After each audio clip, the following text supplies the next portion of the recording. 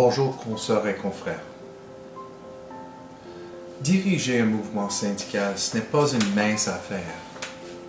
Pour être un bon dirigeant syndical, il faut posséder certaines compétences. Un VPER se doit d'avoir une vision bien claire pour sa région, être capable de déléguer des tâches à ses militants et autres dirigeants syndicaux de sa région. Bien connaître le travail à accomplir pour fixer des objectifs et s'assurer de les atteindre. Il lui faut par ailleurs être en mesure de créer des forums au sein desquels les enjeux seront discutés, des plans et autres activités seront arrêtés et les individus seront préparés à assumer leur rôle. Un VPER doit demander des comptes à la région et à ses dirigeants ainsi qu'à ses militants, mais lui ou elle aussi sera tenu responsable de ses actes.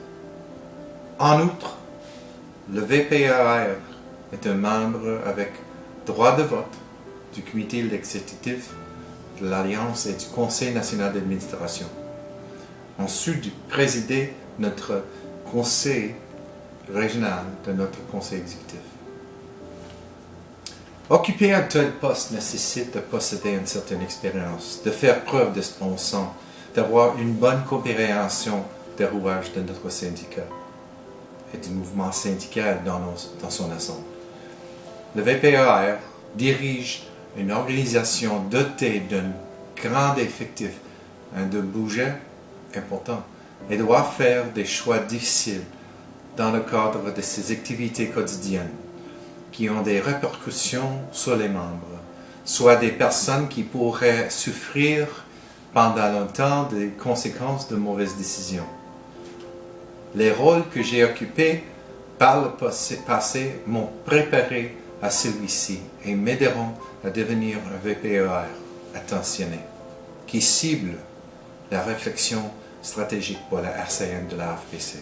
J'ai déjà représenté des membres depuis les premières étapes de la représentation des grèves jusqu'à celle de la médiation, puis de l'arbitrage. J'ai aussi dirigé un district avec une consoeur syndicale